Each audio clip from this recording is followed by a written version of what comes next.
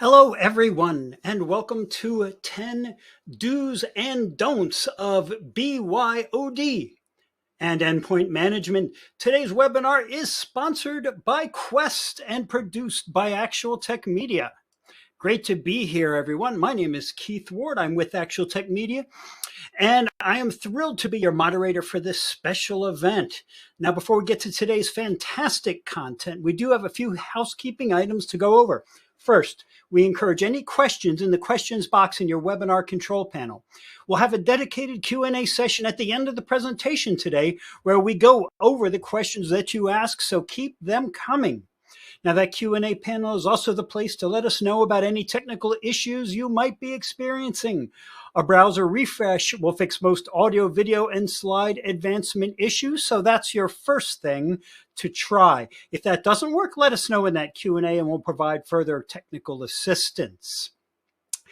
Second, in the handouts section of your webinar control panel, you'll see some crucial resources, including 6, yes, count them, 6 handouts today from Quest. They cover everything from future-proofing endpoint management to key actions to take to mitigate security risk in hybrid IT environments. That is so much goodness, and I encourage all of you to check it out now. It's all free, of course. All right, other links in that handout section go to the Gorilla Guide Book Club, where you can get access to Actual Tech Media's great printed resources on technology topics. You'll also find a link to the ATM Event Center, which has our calendar of upcoming events. Third, at the end of this webinar today, we will be awarding a $250 Amazon gift card to one lucky registrant, which might be you. Of course, you do have to be in attendance during the entire live event to qualify for that prize. The official terms and conditions of the drawing can be found in the handout section. And with that, it is time to get to our main content. It is my pleasure to introduce you to our presenter today. That is Preston Norman, pre-sales engineer with Quest. He'll be joining, I will be joining him, I should say, for Q&A at the end of this. But for now, Preston, the floor is yours. Joining today, it's a pleasure to be with you. My name is Preston Norman. I'm a pre-sales engineer for the Unified Endpoint Management portfolio here at Quest. Just a little bit about me. I've been with Quest for a little over 2 years. Prior to that, I was with Dell for around 5 years.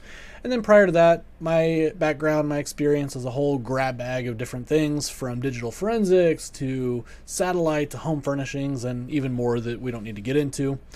So that's enough about me. Let's get on to our topic at hand today.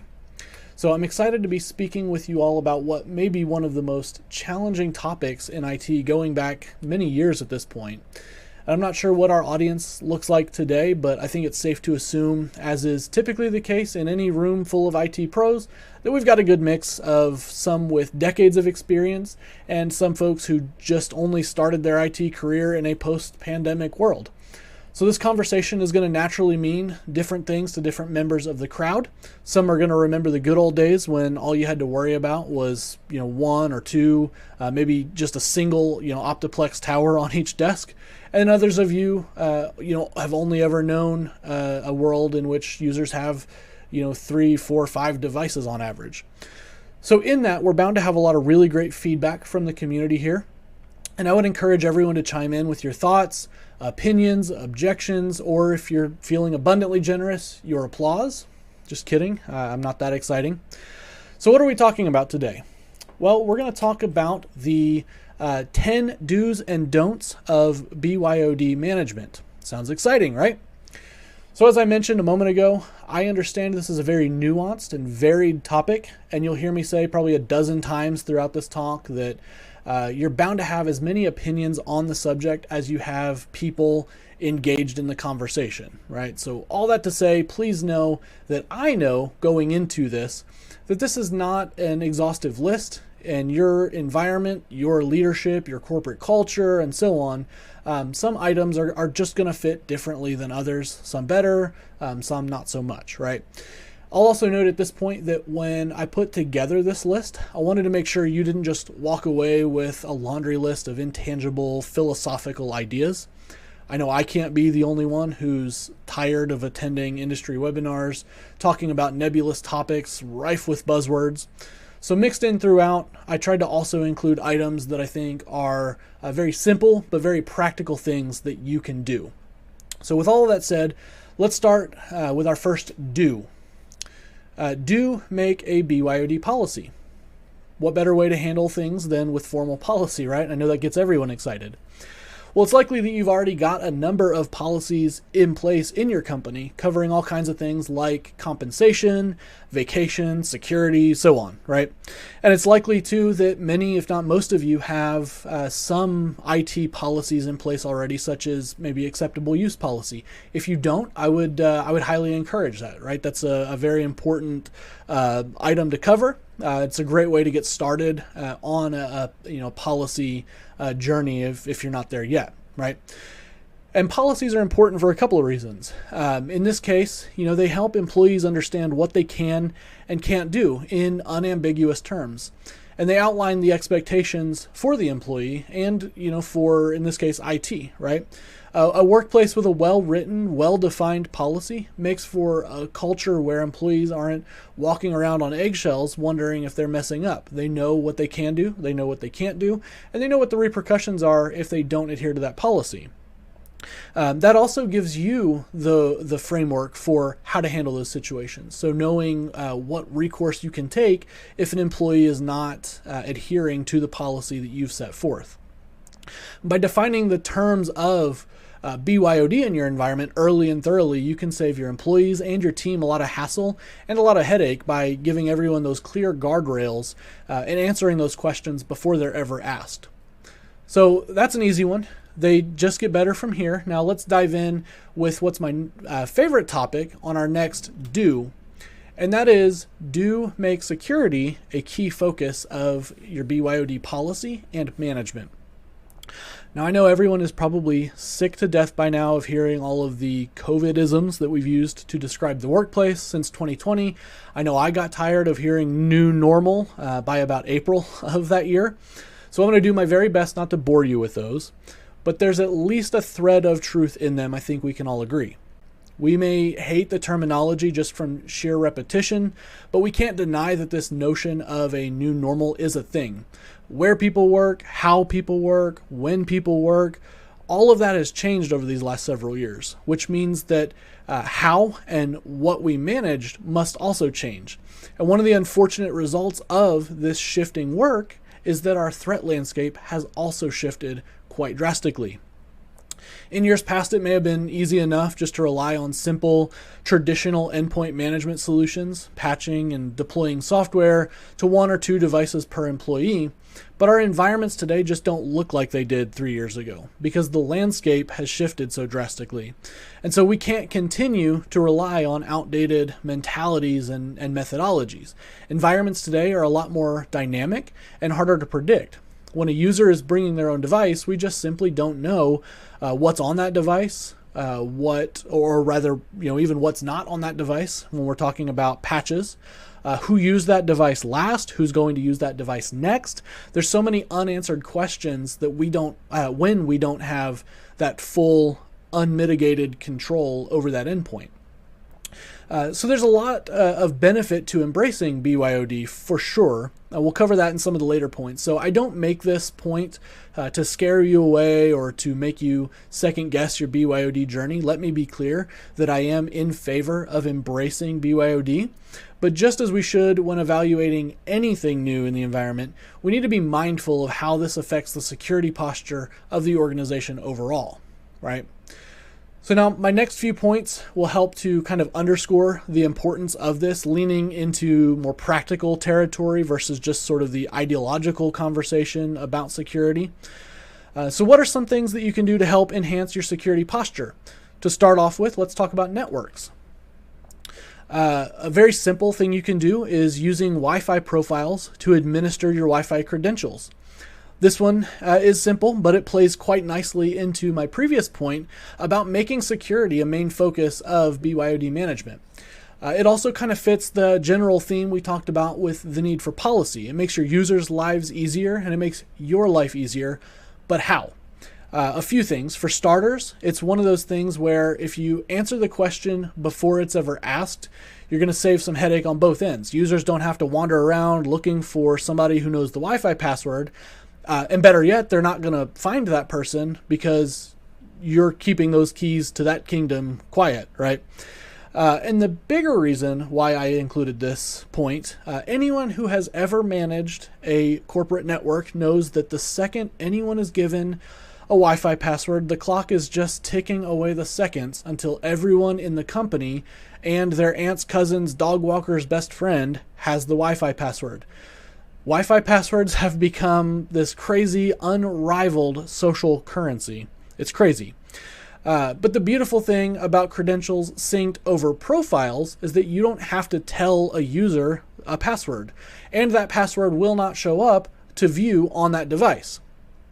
Now, I should note here that when I say will not show up, I'm talking kind of informally about the user experience.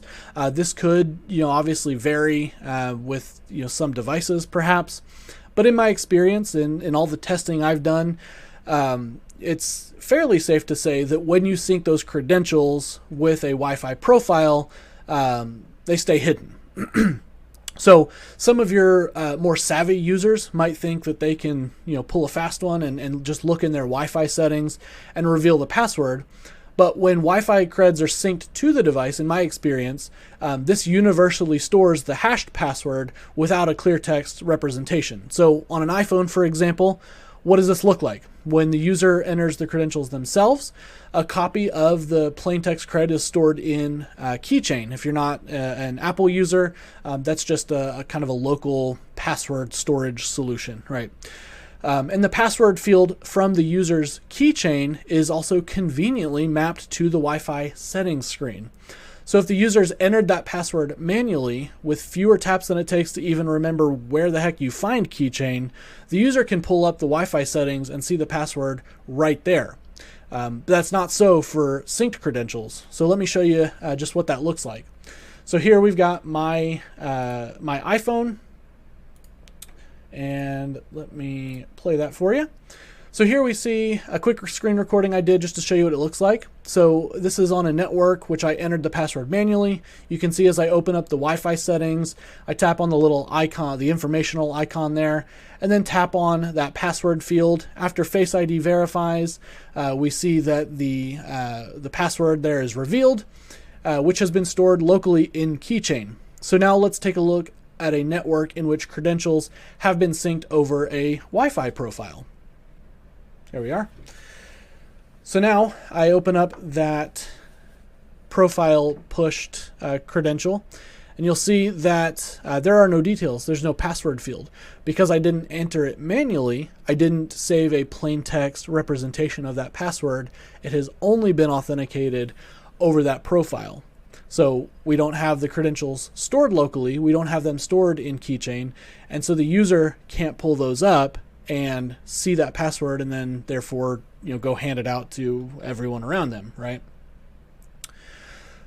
And here's what setting that up looks like in our Case Cloud product. A lot of your enrollment-based modern management platforms are going to have the ability to push out Wi-Fi configurations. This is what it looks like for us. It's a very simple process, as you can see. And the really nice thing here is that with the exception of that disable Mac randomization option that you see down in the middle, these are platform agnostic settings. So you can set up this profile for Mac, Windows, iOS, and Android nice and easy. So on to our next one. And this one may or may not be pretty elementary depending on your background, your experience, your environment, and so on.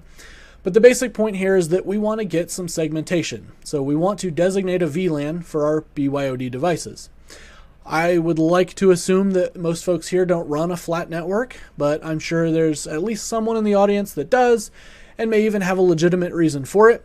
But I would say for pretty much any network that I can think of, this can be a major risk and is generally very easy to address. So what does this have to do with BYOD?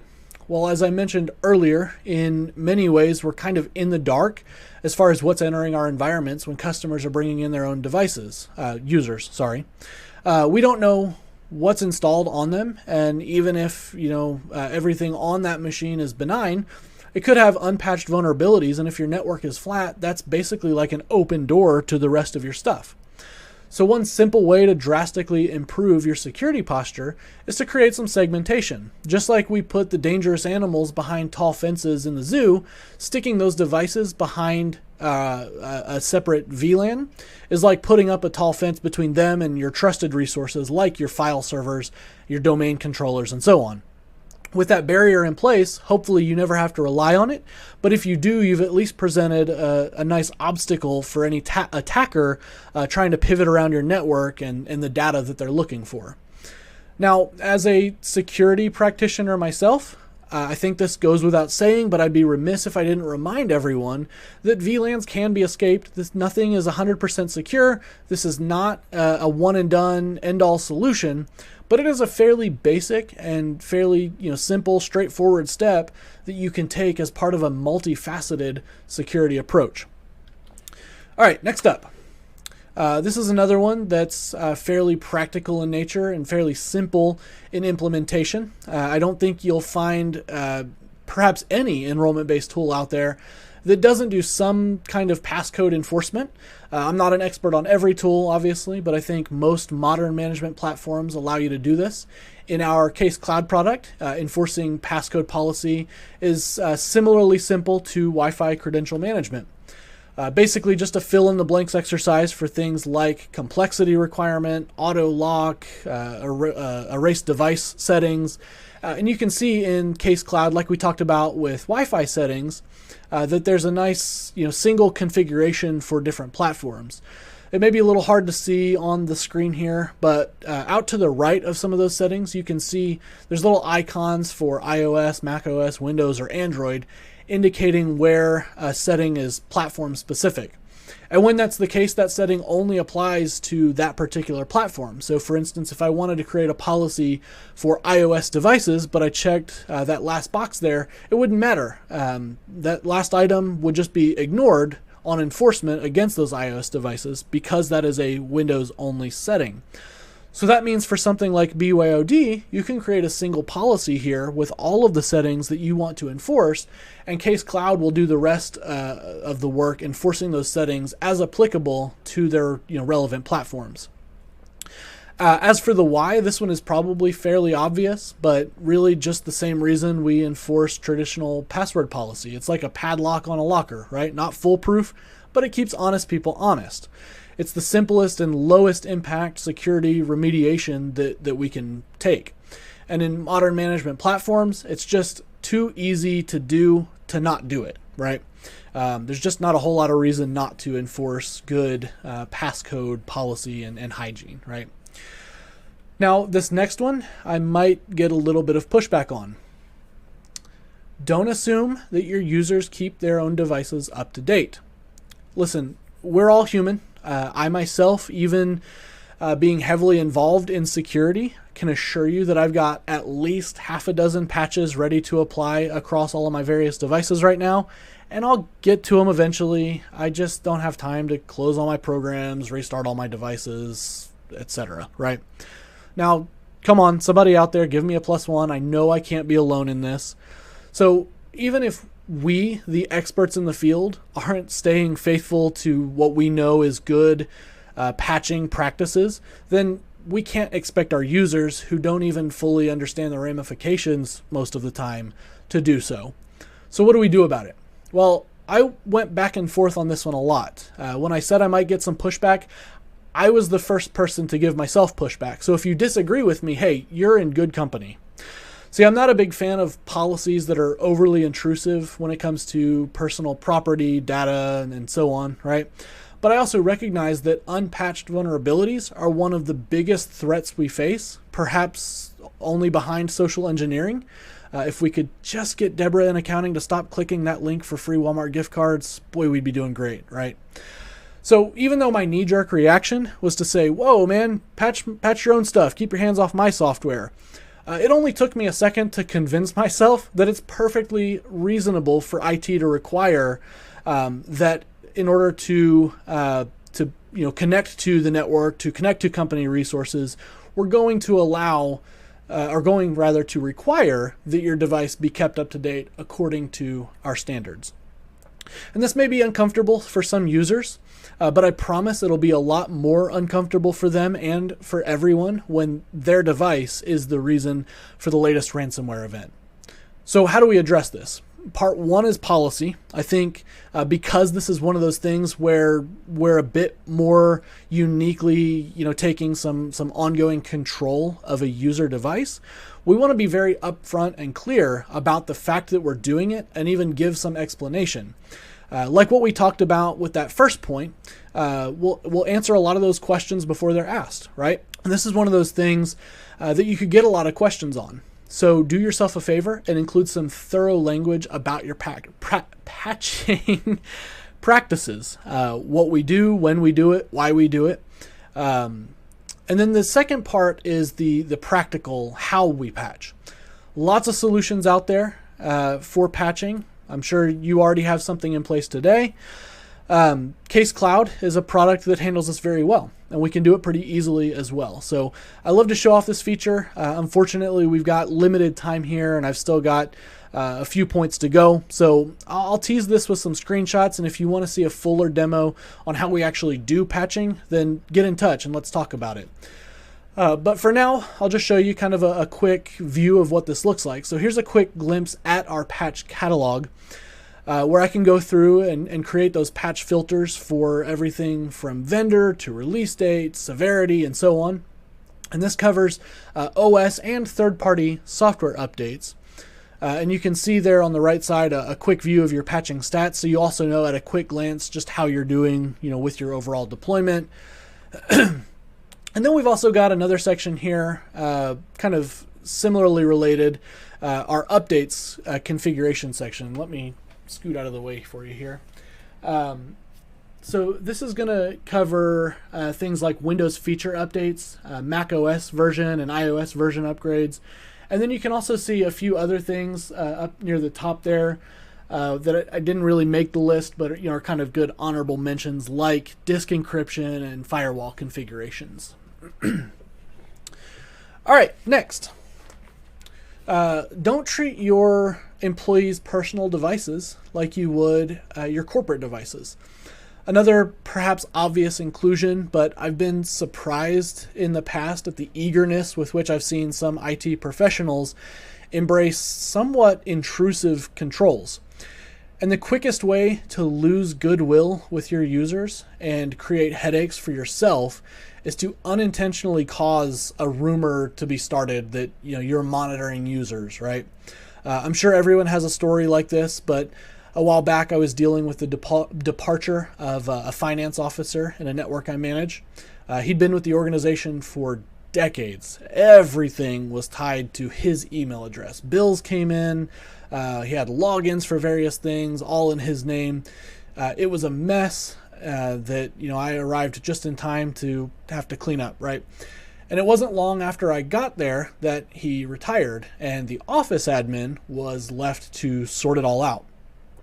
So as a temporary stopgap, I created a distribution list which had his now retired email address as the incoming address, and then I made the office admin and myself the recipients of that distribution so we could begin to sort out logins and things. Cut to one day, not long into the process, we received a bill for something. It was, kind of some urgency. I don't recall what it was, but enough that I took notice of it. And, although I didn't make it a habit of keeping up with, finance happenings, because frankly, I don't care, and that sort of stuff scares me. It seemed like something that some attention should be paid to. So I forwarded it along just to make sure that it received some priority attention. It wasn't much later that day that as I walked past her office, she stopped me, pulled me in, shut the door behind us, so I knew this was serious, and she started grilling me about why I was reading everyone's email. As a kid when your parents are scolding you and about something that you did and you just can't help but laugh. That was one of these moments. Unfortunately, that didn't do much to disarm her, and I had to very politely and probably mostly ineffectively explain what was actually happening. Fortunately, this user and I are and were close at the time. And I think she knows me well enough to know that I was telling her the truth, even though she didn't understand it. But that seed of suspicion was already planted, and no matter how much we try, users are going to water that seed. I say all that to say, had I gotten out ahead of it and explained what I was doing ahead of time more thoroughly and helped her understand, the why behind it, I probably could have spared that whole conversation. So once again, let's be sure our policy is ironclad and clear on what we're managing, what we're not, and why. And as part of that, take a least privilege approach to your own management. What I mean is, only exercise control over what is actually necessary. Some platforms, such as Case Cloud, will let you do location tracking, and that can be really useful, especially for company-owned devices. But I can't think of many cases where location tracking on personal devices is entirely necessary. And depending on where you are, it might not even be legal. So be mindful of that. But we have other things too, like factory resets, device wipes, things like that can be really negatively impactful to the user experience. So just be mindful of that. Be mindful of what actions you're taking, what control you have over the environment, and how it impacts the user experience. One thing I almost included in this, but kind of landed on this point instead, was do be mindful of your users' concerns. Don't be too dismissive over what they say. Right? We do want to kind of keep them at ease, keep them in our good graces, so that we're not having issues with them in an ongoing fashion. Right? As far as the practical, most tools are going to give you some ability to identify your devices by some form of labeling or something like that, right? Case Cloud, we have when a device is enrolled, a user is going to be presented with a personal or a company-owned selection that they'll see on that enrollment screen, and that's reflected on the device in inventory. And not only does this help us to easily identify those devices for appropriate policy enforcement, it also prevents certain things in the console, like initiating a factory reset. So by appropriately reflecting ownership in Case Cloud, you can actually incorporate a built-in safeguard against some of those things. And you can see that on my screen here, where I'm showing, I've got my iPhone here, it's enrolled as a personal device. And when I go into that actions menu, that factory reset is actually grayed out. I can't even access that function. So moving right along, let's talk about mobile application licensing.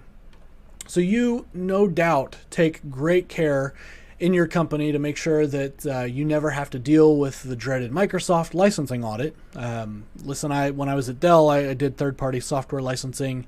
I know all about it. I know what a headache it is, both from the customer side and from the vendor side. It is a pain. So, I've seen some really awesome examples of how customers are using our system management appliance to great effect for software asset management. As a side note, that's also a conversation that I really love to have. So if that's a need in your environment, if you want to talk about asset management, software asset management, get in touch. Let's talk about it. It's a great one. But in some of those same with some of those same customers, I have no doubt that I could go to them and say, awesome, you're doing a great job at keeping up with your Windows licensing, your SQL licensing, your Office licensing. What do you do about mobile application licensing? And they would look at me cross-eyed. Why? Well, I think partly because this tends to be a much smaller line item in the budget. When you're spending millions of dollars to make Oracle do Oracle things, you're not thinking about the $9.99 app that 4 or 5 users need. That gets buried way down in the balance sheet. But it can add up, especially if you're a smaller entity. For example, in one network I manage, I've got only around 40 or so devices, nothing major. but this is a network that has a live audio video production component. And so I have a few iPads with purchased apps for, specialized functions that can be fairly expensive, especially for a small entity, even just as a one-time purchase, let alone multiple times.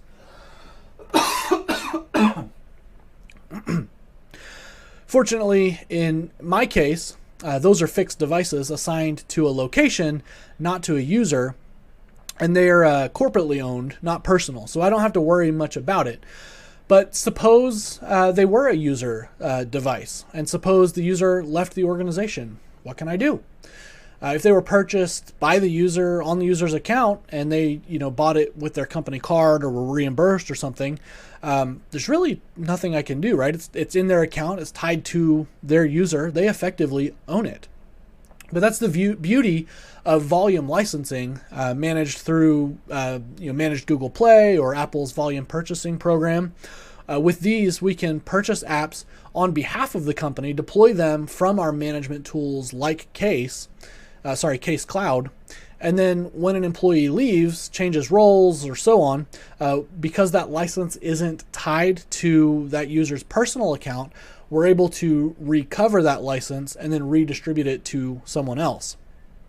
And this goes back once more to the bit about policy. We're making everyone's lives easier just by taking that guesswork out of how do we get apps? Do I pay for it myself? Does someone else pay for it? If we have a volume licensing process in place, we can handle that for the users. They don't have to worry about expense reports. They don't have to worry about what do I do when I leave. We've got it all taken care of. Okay, now drawing to the end here. This one might seem a little weird to include. If I'm trying to convince you to embrace BYOD, why would I tell you that it's going to cost you? Because I think far too often organizations jump into the BYOD journey with the wrong mindset, the wrong expectations, right? And I would guess that most often this probably starts in the boardroom where execs just kind of look at what you're spending per device, and then they look at the Best Buy website and say, well, hey, they can buy an Inspiron for half of what you're spending on the Latitudes. Let's just give them a small stipend and be done with it. Well, this mentality overlooks a whole lot of other factors, right? And I don't have to, explain that to you all. We don't really have time to dissect all of the numbers right now, but the important thing for everyone to remember is that there's going to be a cost to implementing and maintaining BYOD. No one here should expect to walk in on Monday, flip the magic BYOD switch, and walk out with a big bonus check on Friday from all the money you saved the company. Sure, there might be a little bit of savings on the front end when we reduce our per device expense, but then you've got the cost of policy. Technical writers and legal review aren't cheap, and for good reason. You've got licensing costs for your management platform or platforms. You've got the man hours spent maintaining the policy and the platforms. All of these things add up.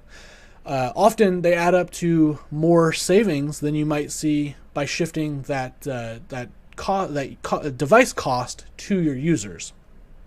Now, as I mentioned in an earlier point, I'm not trying to talk you out of starting or continuing your BYOD journey. I am very much for BYOD. But despite the cost savings, like I said, we're going to have the additional cost factors that add up as part of that management. But despite the tangible costs that we discuss when it comes to BYOD, there's a lot of intangibles too. One major factor that will actually come up on our next point is employee satisfaction and productivity. It's going to be nearly impossible to put a value to those things, but they will contribute to the bottom line. Simple fact is, a satisfied, a productive employee is, going to make more money than someone who's not, right? So that brings us to our last point, and that is don't assume that you don't have a BYOD problem. Maybe problem isn't the right word for everyone. Maybe we should call it a BYOD opportunity. Either way, the point here is that we can't just assume that BYOD isn't a thing that we need to think about. There's not an environment out there where users aren't trying to connect to resources with their personal devices. And you may have all kinds of policies and preventions and stuff in place to ensure that access is restricted, but that doesn't mean that you don't have the BYOD problem, right? I dug up some stats from a couple of surveys I found conducted by cybersecurity insiders and by Samsung. And here's some of what they found. 82% of organizations said that they enable BYOD in some way. So right there, we've already got a pretty significant precedent. I don't have to tell anyone here that senior leadership and executives love to talk when they get in a room, right? So if your company isn't enabling BYOD today, it's really only a matter of time before that conversation starts happening. And it's really not without good reason when we look at some of the other points these surveys found, like 68% of organizations that saw an increase in productivity when enabling BYOD, or that 61% expect employees to have remote availability even without a provided company phone. So looking back to the last point I made, there is an intangible element to this. You do have leadership that wants their employees to be accessible, to be connected. And then you've got the employee satisfaction, the employee productivity that comes from them having access to the things that they need, that they want to use. The simple fact is, whether we like it or not, we do see that users are more productive and that leadership largely wants the increased connectivity that we get from BYOD. And not to mention just the simple fact that users themselves want it. Just drawing from some anecdotal examples here, I've worked in places where there was absolutely no BYOD, and I've worked at places where there was some limited access to things like corporate email and calendar, and then I've worked in places where BYOD was fully enabled, fully embraced, and I could work with the equipment that best suited me. I hope you can all forgive me when I say this, but I'm a Mac guy. So when I started here at Quest and learned that I could pull out my MacBook and make that my daily driver, hey, I was excited. I stuck my Precision on the shelf, and I've really maybe only touched it 2 or 3 times since then.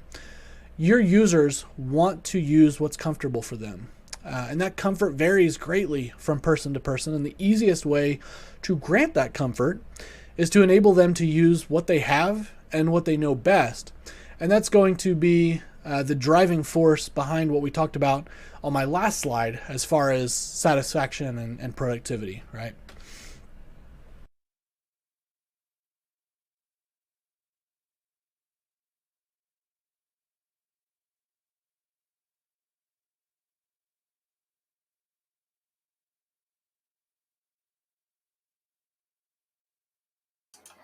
Okay. Great presentation there from you, Preston. I have to admit that I am also a Mac user, and I do not apologize at all for being a Mac user. I love my Macs. I love Windows too. I've used it all in my time, but I definitely like my Macs as well. So, Preston, are you ready for some Q&A now? Absolutely. My favorite time. Let's do it. All right. We've got some great questions that have come in. So a really engaged audience today. That must mean that you've really struck a nerve here. That's great to see. First of all, some people are asking because they're really intrigued by what they've seen. What about a trial of your MDM product? Is there something like that available? Yeah, you bet. There's a couple of ways you can get there. Quest.com, if you want to go there, browse around, there's a free trials button up at the top of the screen. You can click that, browse however many 100 different products we have that have different trials available. If you're wanting to go specifically to our MDM product that you saw some of in the video, that's what we call our Case Cloud product. And if you just go to subscriptions.casecloud.com, it'll bring you up to a sign up page there, populate just a little bit of information, and you'll be off to the races. It's a pretty quick provisioning process for that, maybe 20 minutes, and it'll be set up and ready to go. You can start enrolling devices and try it out. It's a 2-week trial. Sounds great. Yeah. Free is good. Free is good. Okay. Next question. Paul wants to know, how important is the vendor management process in terms of BYOD and endpoint management related? What is the first step a company should take to get a handle on the vendors they work with? So a multi-parter here. Yeah, great question. I'm going to assume the question revolves around where devices are purchased from and what types those are. In other words, are we talking iOS, Android, things like that? So that's how I'm going to answer the question. If that's wrong, please, Paul, feel free to get in touch and we can elaborate further. But look, I look at a couple of things. The obvious is how easy is that vendor going to be to work with? You're talking about something that's it can be somewhat complex, right? In mobile device management, and even extending that to laptops and things. So make sure you've got a vendor that you can get in touch with easily. That's going to be there to answer some of those questions, obviously. When we're talking more on the device vendor side, there's several considerations that I like to look at. Primarily, ease of enrollment is a big one. With Android, you've got your Zero Touch. With iOS, you've got your DEP. Those are both big time contributors into how easy it is to make your sort of MDM journey, if you will. And so that's kind of the big first thing I look at. The next thing is supportability of the platform. I know that I reiterated that I'm an Apple guy, so I'm a big fan of the Apple experience on the end user side. However, having managed those devices in more of a corporate setting, there are some gotchas there with iOS management. And I think I saw a question somewhere along the line too that'll play into this as well. But there are just certain things that you can manage better on Android than you can on iOS. Location tracking is one of those things, right? Anyone who's done any of that in the past knows there can be some gotchas there. The Apple experience is great on the end user side as far as privacy and security goes, but that same benefit on the end user side makes it a little more difficult on the administrative side. So those are kind of the things I would look at: is what are you wanting to accomplish with that device? How, locked down do you want it to be? What all do you want to manage? And then also, where are we getting those devices, and how is our relationship with that vendor? Okay, yeah, important answers there. Thanks. Next up is Jorge, who wants to know, in case the device is lost or stolen, can the company erase the device remotely, or only the user/owner of the device? And that almost feels like an it depends question. Would you agree? Yeah, 100%. Obviously the things are going to vary in the UI of whatever platform you're using. I kind of briefly touched on it in the presentation, but with Case Cloud, this is something that we can do, but like Keith said, it's a sort of it depends answer. So by default, if a user enrolls a device as personal, or if you enroll a device for them and you mark it as personal, then it's going to prevent you from doing a device wipe, only at the UI level though, right? The functionality is still there. You're not preventing yourself the ability to do that. It's more of a kind of a safety, right? I was actually just talking to a friend this morning whose wife works for a company who does BYOD in enrollment. And something happened. She had her phone in her pocket, I think unlocked, or whatever, in her back pocket, sat on it, pushed the passcode a bunch of times on accident, and ended up wiping her device. And that it was enrolled as a personal device. She lost a lot of really important personal photos and data and things that really affected her. And led to a whole headache with them and kind of a revisiting of the policy with the company. And that's kind of why I point that out in the presentation. It is something you want to be careful of when it comes to affecting user data. And we build that into our platform intentionally so that if it is a personal device, you're going to have to take an additional step to be able to say, no, we're sure we do want to go ahead and wipe this. With that said, all it really takes at that point is you log into the platform, you switch the enrollment type from personal to company owned, and then when you drop that list down, you'll have the option there to wipe the device. Gotcha. That's a nice safeguard to have in place for sure. I would hate to sit on my phone and have it erase everything. Yeah, it'd be not a fun surprise pulling it out of your pocket and seeing that. not a good day coming up. You get the feeling. Okay, Lewis wants to know, what if corporate wants you to use your personal devices like a cell phone, for example? Now, do you, just from your personal experience, Preston, in your job, do you find this is pretty common or not, that they want you to use their personal devices for work? I don't find it frequently, not in my experience anyway, for, as sort of a requirement, but more so as a, if you want to access company resources, enroll in this platform, and then, you'll have that ability. If that's the case, we certainly can support that, a couple of different ways, that we enable that. Obviously the personal versus company owned enrollment, like I mentioned. So if you are, if it's a true kind of BYOD scenario, like what you're describing there, Luis, you log into that, you download the profile, you hit personal, and that will, automatically create the correct device association in the platform. So, IT sees that. It puts those safeguards in place like we talked about. But then also it gives them the ability to differentiate those when it comes to creating, labels on those devices, putting them into policies, things like that. So if the company wants users to use personal devices, cool, no problem, right? We can support that. It's just a matter of, what is being enforced, what is, safeguarded against, things like that.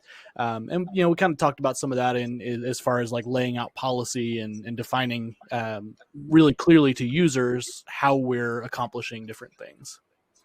Sure. It is also good to know that you can handle that as well. So pretty much any situation that presents, you've got a solution for.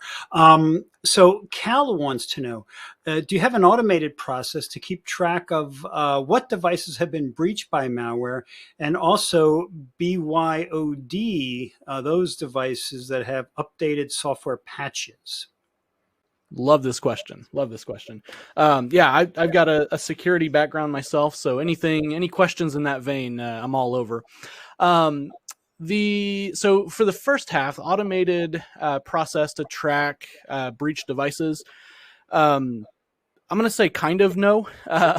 We don't have native functionality in our platform that indicates, compromise or does scanning, things like that.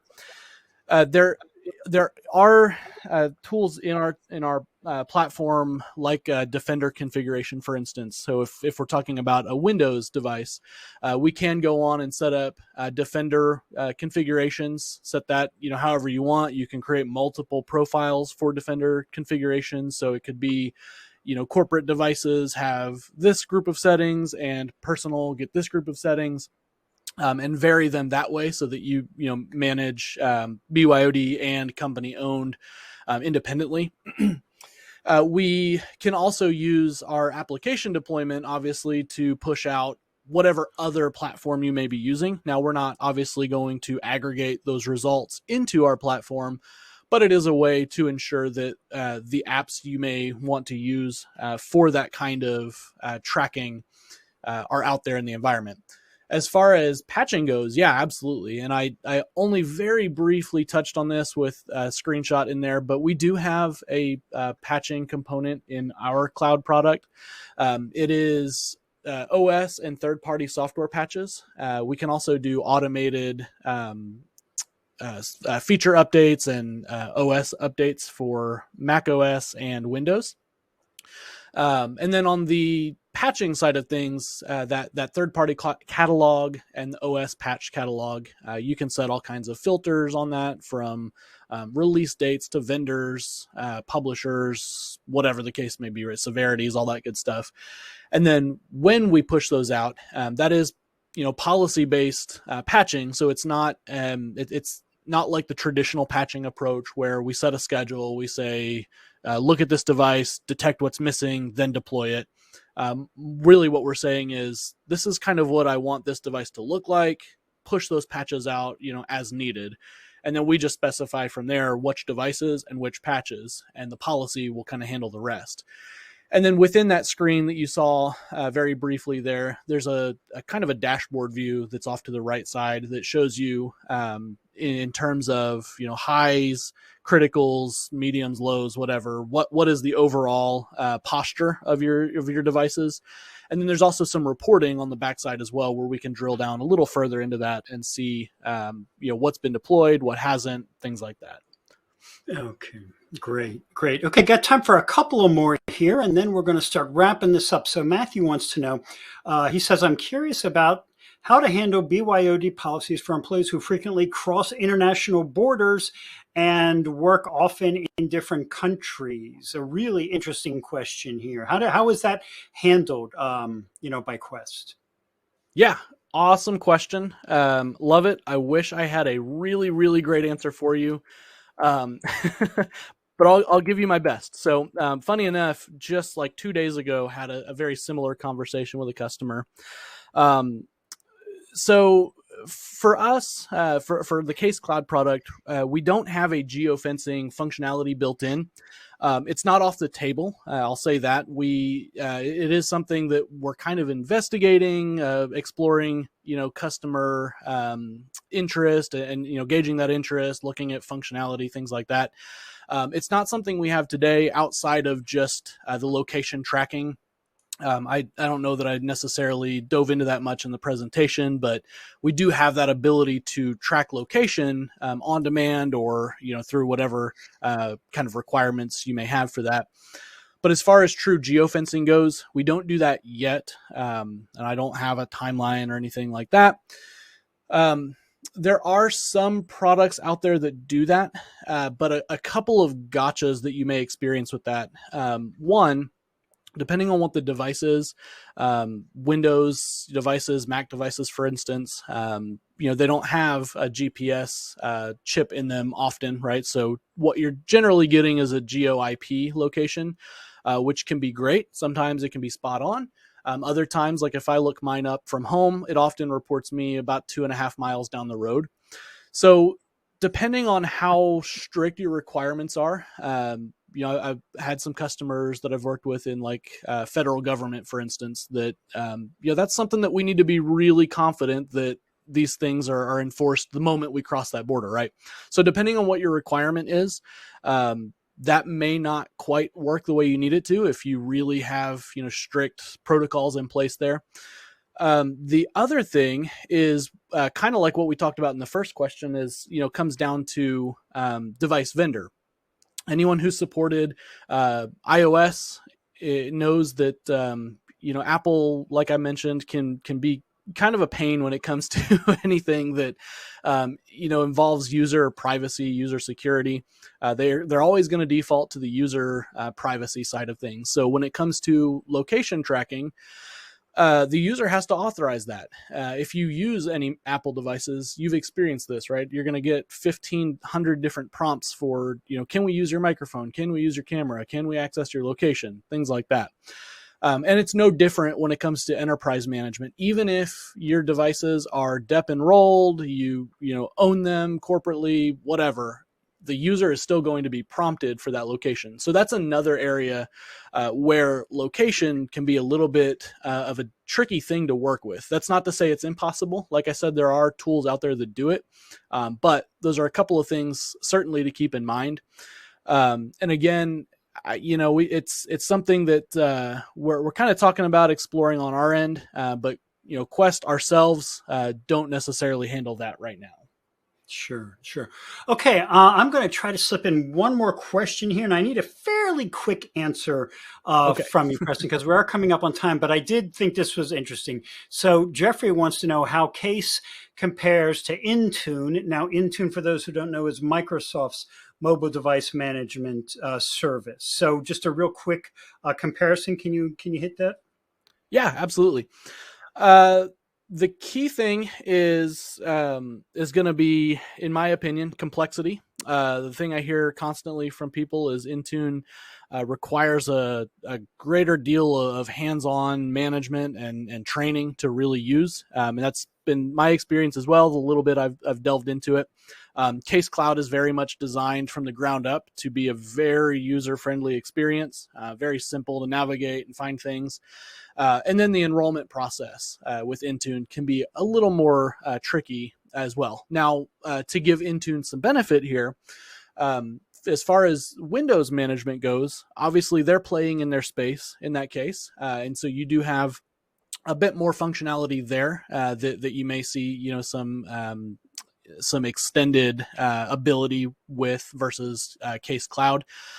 But for general device management, enrollment-based needs, the functionality is fairly one-to-one. Okay, great. And that was a nice quick answer, exactly as I requested. Well, Preston, this has been so much fun to have you on. A great presentation. As I mentioned before the event, I love lists, and so does everyone else. So it was just great to see all those tips and tricks for keeping our mobile devices safe. Thanks so much for showing us what Quest and Case MDM is up to. And it's been a pleasure to be with you today. Yeah, thanks for having me. I appreciate the time. Absolutely, absolutely. All right, everyone. I really enjoyed that, and now we are running up on our hour, so I am going to get to my last duty of the day, and that is the Amazon gift card prize drawing. $250. And as I mentioned at the beginning, you do have to be present for the entire event to be eligible for the gift card.